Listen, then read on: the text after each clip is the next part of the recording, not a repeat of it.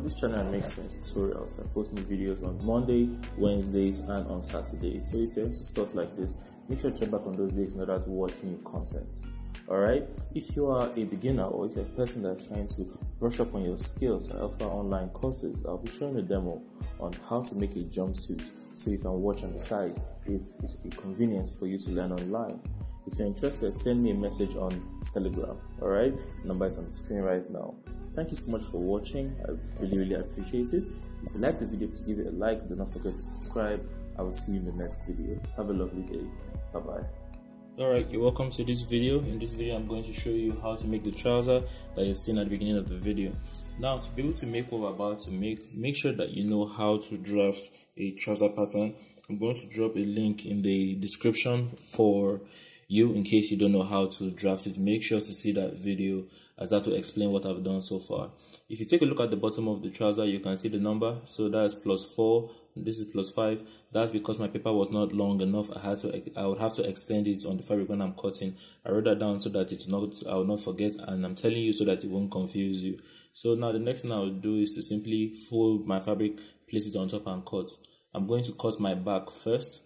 Make sure to cut the pattern on the stretchiest part of the fabric. So the stretchiest part of the fabric should lay horizontally. So you see this is the back pattern I'm cutting first. The front needs a little modification, so we're going to attend to that after we're done with this. Let's just get this out of the way. We're cutting the back as it is. Make sure to see the video on how to draft a trouser. The link will be in the description. The next part we're going to attend to is the front. Now, on one side of the front, we have a flounce running from the waist to the hem. So we're going to keep, now for it to be neat, I want us to plant the flounce inside of the trouser. So I'm going to slash the front and then plant it inside. So because of we're planting it neatly and we're cutting up the front, we need to keep allowance for that cut that we're cutting. Because of that, when I'm transferring my pattern to my paper, I'm going to add an extra 1 inch to the side here. You see this part here? I'm going to add 1 inch here so that the 1 inch will pay for my zipper allowance on the side where the flounce would need, on the side where we're going to attach the flounce. So you see this, start placing it down, I mark out, increase the length +4. You can see the way I've increased here. But on the other side, I'm not doing anything. That extra one is for the allowance. After we've cut it, we're going to separate it. Pick out the side that you want to have your flounce. So you see this, pick out wherever you want. After you've done that, you're going to fold it. You see this, make sure you fold it. And then after you fold it, make sure that this area here is the same. So you see this place here, right there, that crotch area. Make sure that that side and the hip, they're sitting on the same level. But after you've done that, go ahead, divide the hip, the trouser, all the way to the top. I'm marking the wrong side of the fabric now so that I don't forget. Yeah, after that, simply just divide this in half. This is the part that needs the extra 1 inch. This is why we added 1 inch to the side, because by the time we're joining it back, we'll consume 1 inch. On this side here, that's the other side of the trouser that doesn't have a flounce. We don't need a 1 inch because this side is just going to be plain and doesn't have a flounce, so it doesn't need the allowance. So I'm going to shave off the 1 inch of allowance that is on the side, which you can see me doing now. Okay, so I've shaved off the 1 inch. When you're done with this, next thing we're going to do, you're going to bring back the parts that you cut. That's the front, the side that you cut. You need to measure it so that you know how long your flounce would be at the end of the day. So we're going to need to measure it in order to know. So you can see me doing that here. I'm going to measure from the top all the way to the end of my hem. Okay, the total length is 44. I'm going to subtract 2 inches from that 44, so I'll be left with 42. I'm going to use that 42 when I'm cutting the flounce. Alright, so for you it will be different, depends on the trouser length, but whatever you have, subtract 2 inches from the long measurement. Here I'm folding my pattern paper perfectly so that I get the midpoint of the paper. That's why I'm going through all of this.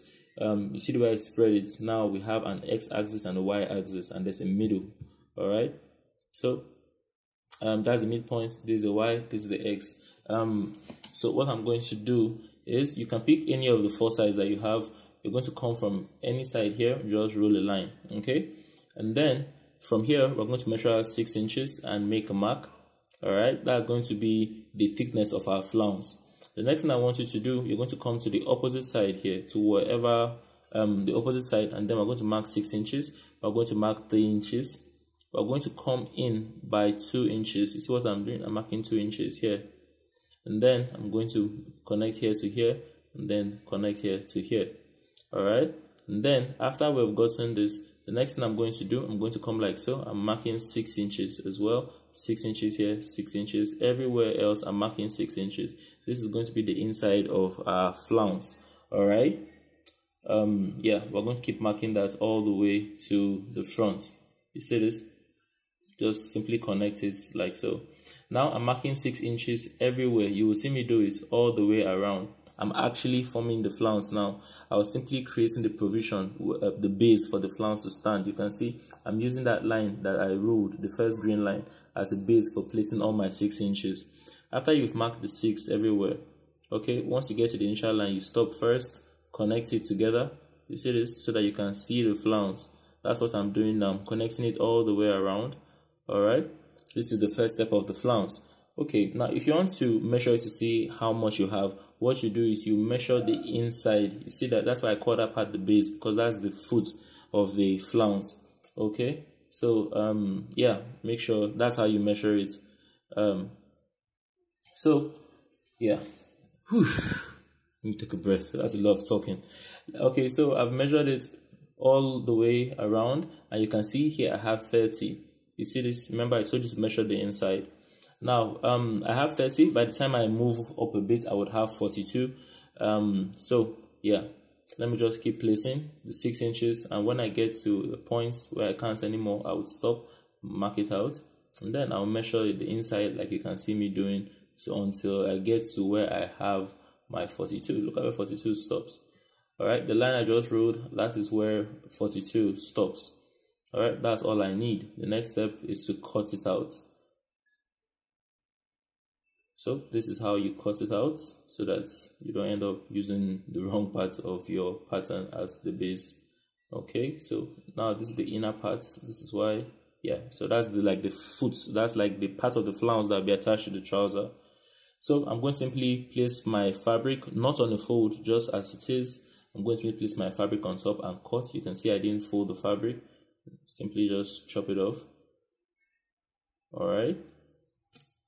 Yeah, but if you want to finish the flounce with like 2 colors, then yeah, you would have to cut it double. But since I'm just using only one piece of fabric, I need only once.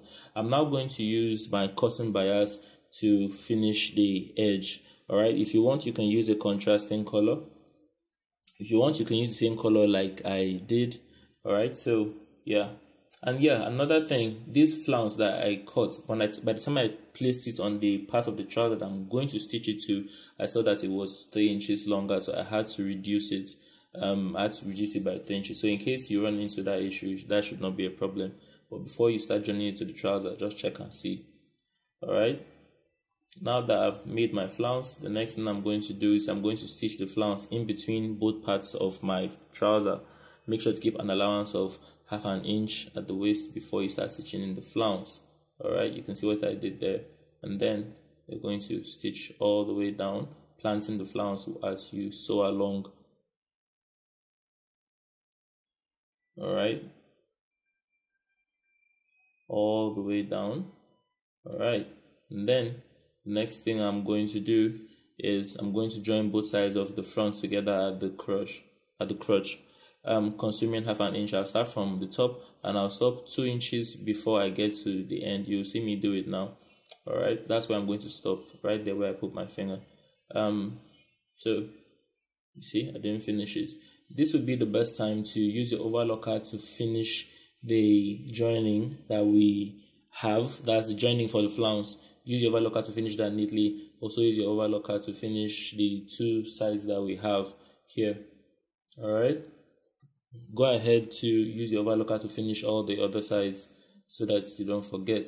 So that's the front of the pants. On to the next step. The next step would be to work on the back. You see, I'm going to simply fold the waist in half like that. I'm going to make a notch at the top. Now that notch I'm making is where I'm going to place my darts. I'm going to hold a 4-inch dart on both sides of the back of the trouser. All right, so that's what I'm doing now. Make sure to use your overlocker to finish all sides of the trouser before you even go on to stitching your dart. Okay, if you want the trouser to be the neatest it can be. Yeah, so you can see I've darted both sides. Make sure what I did by placing them side by side was to make sure that they're facing the right direction. I'm now stitching them together. You can see I did not go all the way down. I also stopped 2 inches before the end. I'm going to bring the front and join it to the back. You're going to come to the side where you have your flounce, and then you're going to join them together 1/2 inch from the top all the way to the bottom, only on that side for now. All right, so this is the side where the front of the trouser has the flounce. I'm simply joining it to the body all the way down. All right, and then the next thing we're going to do, you need to measure the waist. Okay, we want to cut a facing for the trouser. Measure the waist all the way down. That's what I'm doing now. And I have 34.5, let's call it approximately 35. I'm going to go over to my table and I'm going to cut it at 38. Add 3 inches to it. All right, so it was 35, add 3 inches to it, and then cut it with a width of 3 inches. So I'm cutting 38 by 3 inches. All right, so you measure the waist, you add 3 inches to the number and cut it with a width of 3. You can see what I have here, 38 by 3. Okay, I hope that's clear. So you keep that side aside, and then let's bring the body together. What you're going to do is you're going to come to that last stitch that you made. You're going to bring the front side of the trouser at the crotch. So this is why we didn't complete that stitch. We're going to stitch the crotch, both sides of the crotch together. So we're basically stitching the left leg, the left part of the trouser together before we move on to the right. So I'm stitching the inside of the trouser now. I'm doing the same thing on this other side as well. You can see me finishing it off. Alright, after we've stitched both sides, what you're going to do, you're going to come to whatever part of the waist is left. That's the side where your zipper will be attached to. I'm going to come 8 inches away from the waist. That's where I intend, that's how long I intend to have my zipper. So 8 inches after the waist, I'm going to back stitch there and lock all the way down. The space I kept at the top is the space I'm going to use when I'm installing my zipper. Alright, so at this point, I'm going to come over to the bottom part. This would be a good time for you to finish it. Now, you see this is the crotch. You see, this is the crotch that we have here. The stitch that we didn't complete, we're now going to go ahead to complete it. We're simply connecting both of them together at this point. Alright, after this, you can go ahead to hem the trouser. So you can fold it twice, or you can use hemming gum to iron it, or you can use your overlocker to finish it before using your hemming gum to hem it. Do you understand? So yeah, make sure you finish your hem however you want. Just make it clean. And then after that, for the next step, I'm going to go ahead to install my zipper. I've made a video on how to install a zipper on this channel. I'm going to drop a link to that video in the description. So if this is the first time you're on the channel, first of all, you're welcome. Yeah, I've done a lot of work on this channel already. Very soon when I'm making a video, I'll tell you today we're making a video on how to draft or how to sew this dress, and I'll just give you a list of videos to go and watch that will solve the issue. Well, yeah, after that, you're going to zip down like I've done. We're going to bring in that facing, the one that I told you to cut 38 by 3. Now that 38 is not standard, depends on what your waist is plus 3. You understand? So we're going to place it on the front of the fabric. We're going to place it 1 inch longer. I see where the waist is. We're going to keep it 1 inch longer, and then we're going to stitch the waist from here all the way down. All right. So you can see what I'm doing there. We're going to go all the way around to the other side of the waist. All right. Yeah, and if you have some excess, it's okay. You can cut it off to be the same size with the waist. I'm also cutting off the top of the excess zipper I have. Next thing we're going to do is, if you have an overlocker, use that to finish the bottom of the facing. You see this part here? Use the overlocker to finish it so that that's nice and clean. After you've done that, the next step is to fold the excess back like so. Just keep it flat, stitch as close to the zipper as possible. That will make sure that it holds it inside at the zipper allowance. That will make sure that your facing stays in at that part. So we're going to end up locking here in place.